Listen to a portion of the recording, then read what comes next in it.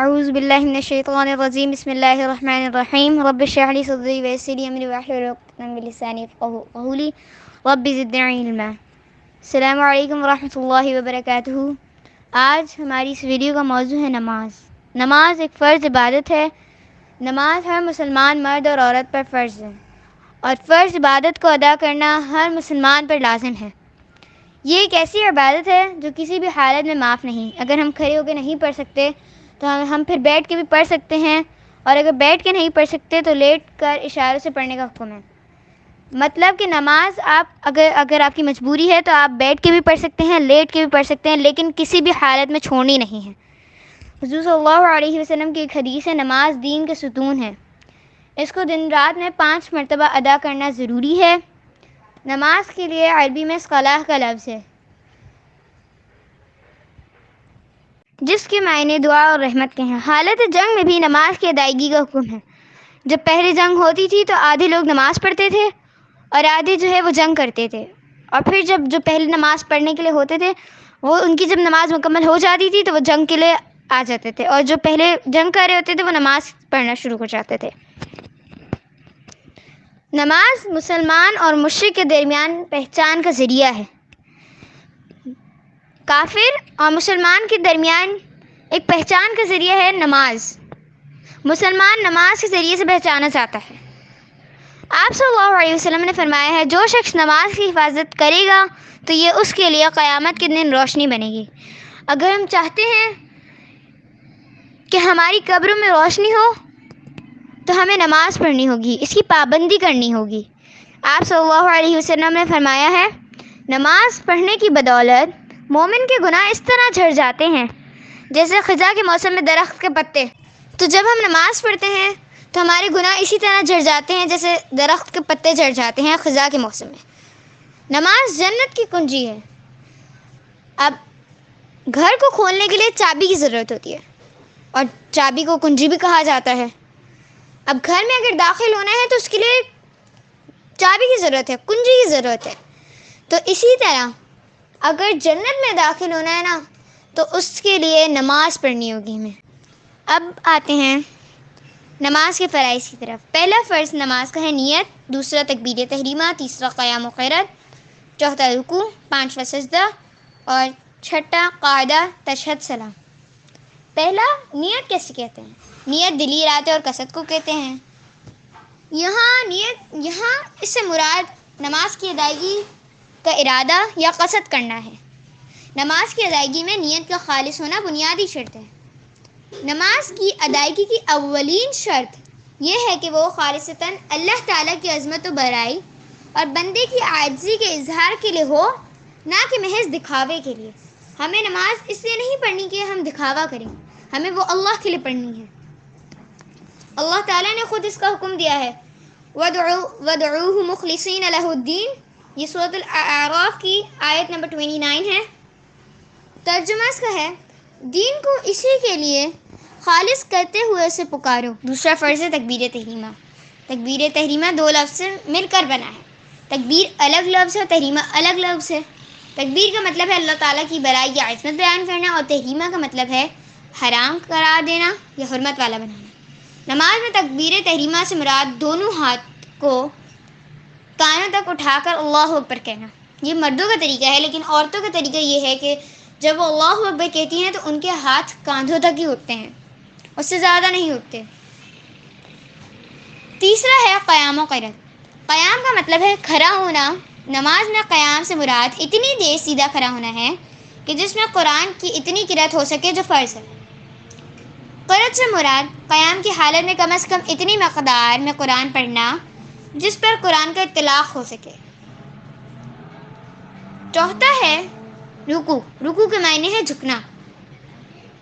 نماز کی اصطلاح میں اس سے مراد قیام کے بعد اللہ تعالیٰ کی بڑائی بیان کرتے ہوئے اس قدر جھکنا ہے کہ نمازی کے دونوں ہاتھ گھٹنوں تک پہنچ جائیں اور کمر پیٹھ ہموار ہو جائے۔ اب بہت زیادہ لڑکیوں کو نہیں جھکنا ہوتا، اتنا جھکنا ہوتا ہے کہ لڑکیوں کو، کہ اگر ان کی کمر پر رکوع میں لڑکیوں کو اتنا جھکنا ہوتا ہے کہ اگر ان کی کمر پر ایک پیالہ رکھا جائے تو وہ گر جائے، اتنا جھکنا ہوتا ہے. اور مرد جو ہے وہ اتنا جھکتے ہیں کہ اگر وہ پیالہ رکھا جائے تو وہ رہے، وہ پھسلے نہ. اب 5 پہ آ جاتے ہیں سجدہ. سجدہ کا مطلب ہے جھکنا، زمین پر سر رکھنا. سجدے میں نمازی کی پریشانی زمین پر جمی ہوتی ہے، اس حال میں کہ اس کی ناک، دونوں ہاتھ، دونوں گھٹنے اور دونوں پیروں کی انگلیاں زمین پر جمی ہوتی ہیں. ہر رکعت میں 2 سجدے ہوتے ہیں. سجدہ اللہ تعالیٰ کی بارگاہ میں عجز و نیاز کی انتہائی شکل ہے اور اللہ تعالیٰ سے قربت کا ذریعہ ہے. اب جب ہم سجدہ کرتے ہیں تو ہماری ناک، ہمارے دونوں ہاتھ اور دونوں گھٹنے زمین پر لگنے چاہیے، ناک تو خاص کر پہ اور پیشانی بھی. یہی ہے سجدے کا صحیح طریقہ. ہر رکعت میں 2 سجدے کیے جاتے ہیں. سجدے جب ہم اللہ تعالیٰ کی بارگاہ میں سجدہ کرتے ہیں تو وہ عجز و نیاز کی شکل میں ہوتا ہے اور اللہ تعالیٰ سے قربت کا ذریعہ بھی ہے. اب جو آخری میں آپ کو بتا رہی ہوں وہ ہے قاعدہ تشہد سلام. دوسری اور آخری رکعت میں سجدے کے بعد بیٹھنے کو قاعدہ کہتے ہیں. تشہد لفظ شہادت سے نکلا ہے جس کے معنی گواہی دینے کے ہیں. اب قاعدہ کا مطلب ہے جب ہم دوسری اور آخری رکعت کے سجدے میں بیٹھتے ہیں تو اس کو قاعدہ کہا جاتا ہے. اور تشہد جو لفظ ہے نا وہ شہادت سے نکلا ہے اور اس کے معنی ہے گواہی دینے کے. تشہد کے بعد درود شریف اور کوئی مقررہ دعا پڑھ کر سلام پھیرا جاتا ہے. اب ہم نے فرائض مکمل کر لیے. اب ہم آگے بڑھتے ہیں. فرض کا درجہ نفلوں سنتوں سے بھی بہت زیادہ ہوتا ہے. حضور صلی اللہ علیہ وسلم کا ارشاد ہے کہ حق تعالی شانہ نے فرمایا، میں نے تمہاری امت پر 5 نمازیں فرض کی ہیں اور اس کا میں نے اپنے لیے عہد کر لیا ہے کہ جو شخص ان 5 نمازوں کو ان کے وقت پر ادا کرنے کا اہتمام کرے گا تو اس کو اپنی ذمہ داری پر جنت میں داخل کروں گا، اور جو ان نمازوں کا اہتمام نہ کرے مجھ پر اس کی کوئی ذمہ داری نہیں. اب اس کا کیا مطلب ہے کہ جو شخص نمازوں کو ان کے وقت پر اور 5 نمازوں کی پابندی کرے گا تو حضور صلی اللہ علیہ وسلم ان کو اپنی ذمہ داری پر جنت میں داخل کریں گے، اور جو نہیں پڑھے گا، جو نمازوں کا اہتمام نہیں کرے گا، اس کی حضور صلی اللہ علیہ وسلم پر کوئی ذمہ داری نہیں. اب ہم آپ کو تھوڑی سی نمازوں کے نام بھی بتائیں گے اور ان کے وقت بھی بتائیں گے کہ وہ کب پڑھی جاتی ہیں. پہلی نماز فجر، جو کہ صبح کے وقت سورج نکلنے سے پہلے پڑھی جاتی ہے. دوسری نماز ظہر، دوپہر کے وقت سورج ڈھلنے سے پہلے پڑھی جاتی ہے، ظہر کی نماز. عصر، سورج چھپنے سے 1.5 یا 2 گھنٹے بعد پڑھی جاتی ہے. مغرب، سورج چھپنے کے فوراً بعد پڑھی جاتی ہے. عشاء، سورج چھپنے کے 1.5-2 گھنٹے بعد پڑھی جاتی ہے.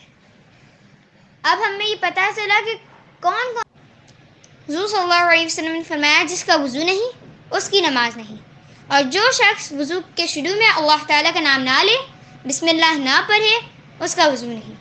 اگر ہمارا وضو نہیں ہوگا تو ہماری نماز بھی نہیں ہوگی. تو اب اس حدیث سے ہمیں کیا پتہ چلتا ہے کہ شروع میں اللہ تعالیٰ کا نام لینا ہے اور بسم اللہ پڑھ کے شروع کرنا ہے. صرف وضو ہی نہیں بلکہ ہر کام شروع کرنے سے پہلے ہمیں بسم اللہ پڑھنا ہے. ایک حدیث میں ہے کہ ہر وہ کام جو بسم اللہ پڑھے بغیر شروع ہوا ہو وہ نامکمل ہے، وہ انکمپلیٹ ہے. چلے اب ہم ایک اور حدیث کی طرف آتے ہیں جو کہ ہے روز آخر سب سے پہلے نماز کا سوال کیا جائے گا. اگر وہ پوری نکل آئی تو باقی اعمال بھی پورے نکل آئیں گے، اور اگر نماز خراب نکل گئی تو باقی اعمال بھی خراب نکلیں گے اور وہ شخص جہنم میں جائے گا.